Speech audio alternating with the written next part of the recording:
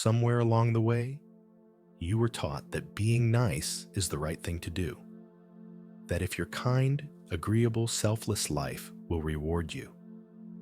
But what if that's the lie? What if being nice is costing you more than you realize?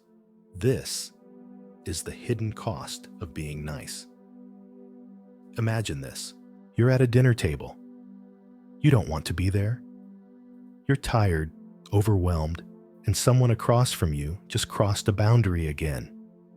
But you smile, nod, say, "It's okay." It isn't. But you've said it so many times, it rolls off your tongue like a reflex. You're the peacemaker, the helper, the one everyone calls when they need something but rarely asks how you're doing.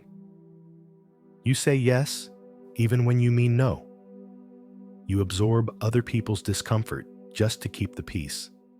And when you're finally alone, you feel empty, drained, angry, but you don't show it because nice people don't get angry, right? That's the trap.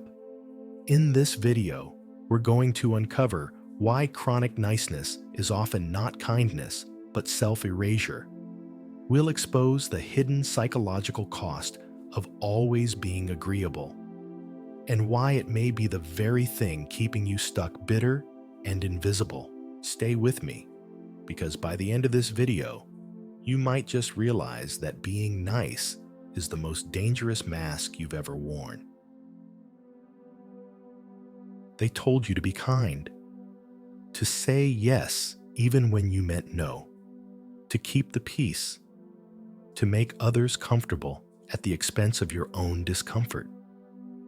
And you listened because somewhere deep inside, you were taught that love is earned through compliance, that if you show up as helpful, harmless, and humble enough, you will finally be accepted. But here's the brutal truth. You weren't being nice. You were performing. Carl Jung called it the persona, a psychological mask we construct to survive the social world. It's the role you play to be loved. But when you wear it for too long, you begin to forget who you are underneath. You become the agreeable employee who never says what they really think. The spouse who keeps quiet to keep the peace even when their boundaries are violated. The friend who's always there for everyone except themselves. On the surface, you seem kind, warm, selfless. But inside, you're boiling. You're disconnected from your own truth. You're exhausted from maintaining the performance. And here's the paradox no one talks about. The nicer you become on the outside, the more invisible you feel on the inside. You see, chronic niceness isn't virtue. It's often fear wearing a smile, fear of rejection, fear of conflict, fear of abandonment. It's not compassion, it's self-preservation. But at what cost? You begin censoring your opinions. You filter your emotions. You don't express anger, disappointment, or even desire because you've been taught that those emotions make you difficult. So, you keep shrinking until eventually you vanish. And here's where it gets dangerous. The longer you wear the mask, the more people believe that's who you are. And worse, you believe it too. So let me ask you this. Who would you be if you stopped performing? Who are you when you're not trying to be liked? Because that's not just a psychological question. That's a spiritual one. You've been trained to see niceness as a virtue. But what if it's your deepest form of self-abandonment? I used to think I was a calm person, never raised my voice, never fought back. I wore my niceness like armor. But the truth is, I wasn't calm. I was numb. And the longer I stayed quiet, the louder the anger got inside my body. You see, when you silence your needs, they don't disappear. They mutate. they turn inward. And what you call being nice slowly becomes self-destruction in slow motion. Carl Jung warned us, what you resist not only persists, but grows stronger. The more you suppress your resentment, the more it festers.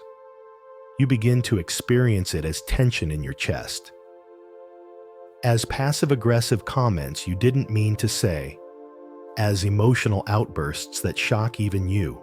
Let's be clear, anger is not the enemy. Repressed anger is, when you're constantly bending over backwards to be nice, you deny your own truth, your boundaries, your values. And that denial becomes internalized rage. Rage that shows up as depression. Rage that shows up as anxiety. Rage that turns into chronic fatigue burnout or people-pleasing so extreme it becomes martyrdom. Psychologists now call this fawning a trauma response, where we appease others to stay safe. It's not kindness, it's a survival mechanism. And over time, it erodes your sense of self. You stop knowing what you want. You stop believing you deserve more. Here's the bitter irony. You became nice so people would love you.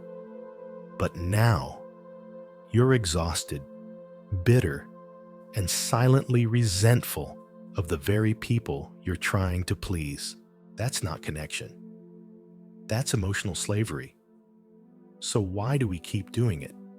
Why do we bury our anger just to keep the peace, even when the cost is our sanity? Imagine a man who spends his entire life doing what's expected.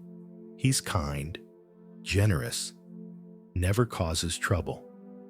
He always shows up, always says yes, always smiles. And yet, he lies awake at night, wondering, why do I feel so invisible? Because here's the truth. No one dares say out loud. Kindness without meaning is hollow.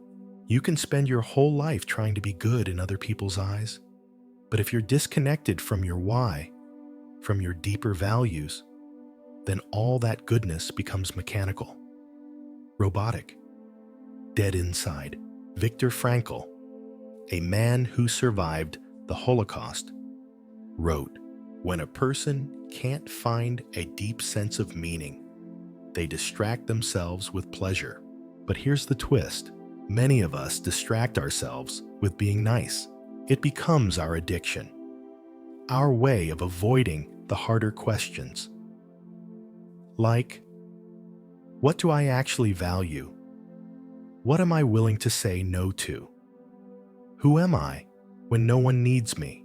We become so consumed with being liked, being accepted, being useful, that we forget to be real. So we end up walking through life like ghosts, polite, polished, and painfully disconnected from ourselves, from purpose, from depth.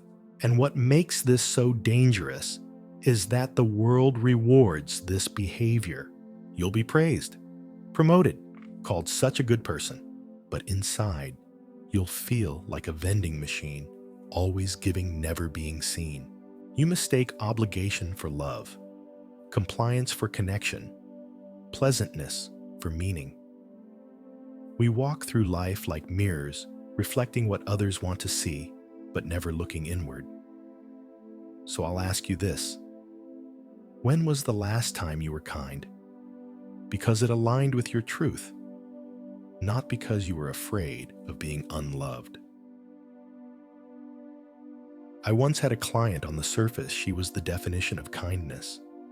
Always smiling, always giving, always there for everyone. But one day, she came into my office and said, "I don't think anyone really knows me, and I'm starting to hate the people I love the most." That's the tragedy no one talks about. Chronic niceness breeds hidden bitterness, not because you hate others, but because deep down, you feel betrayed by yourself. You gave everything, your time, your energy, your voice. You tolerated mistreatment. You stayed silent to keep harmony. You kept showing up, even when it hurt. And now you look around and realize no one sees you. No one asks what you need.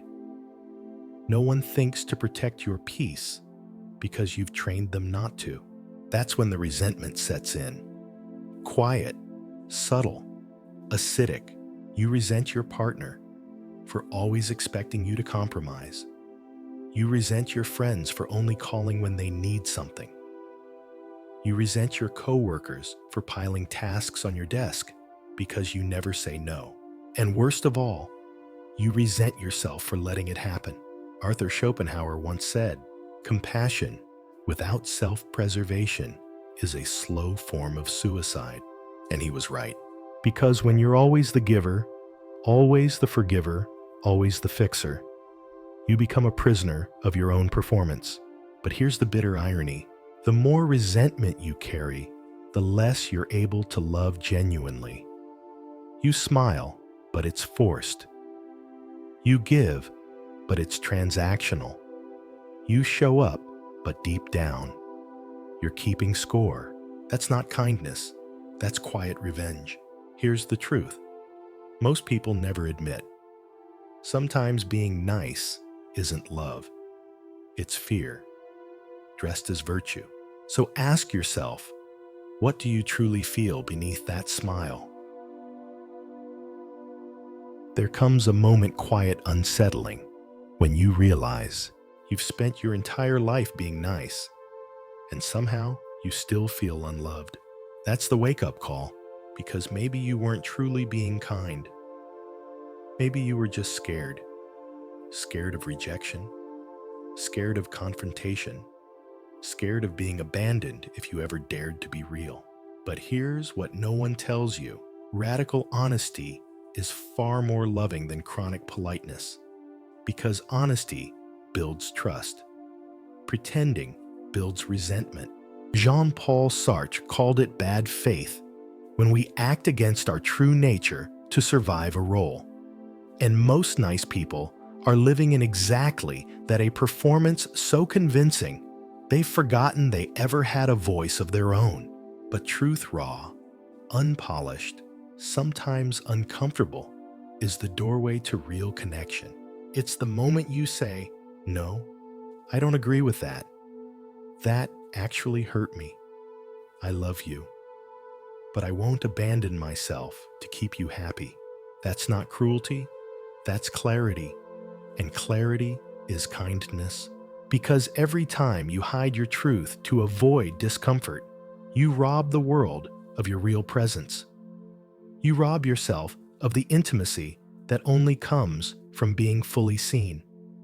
You are not a mirror for other people's expectations. You are a flame. And the world needs your fire, not your facade. So here's the invitation. Start small. Say no when you mean no. Pause before you please. Speak the truth, even if your voice shakes. Let your kindness come from grounded love, not quiet fear. Let it be fierce, not fragile. Let it be honest, not hollow, because the world doesn't need more nice people. It needs more real ones. If this resonated with you, it's probably because you've been taught to be liked more than to be whole. But you don't have to keep betraying yourself to belong. Reclaim your voice. Reclaim your boundaries. Reclaim your worth. And if you're ready to start that journey, leave a comment below. Tell us, what's one truth you've been afraid to say out loud? Don't just like this video, live it.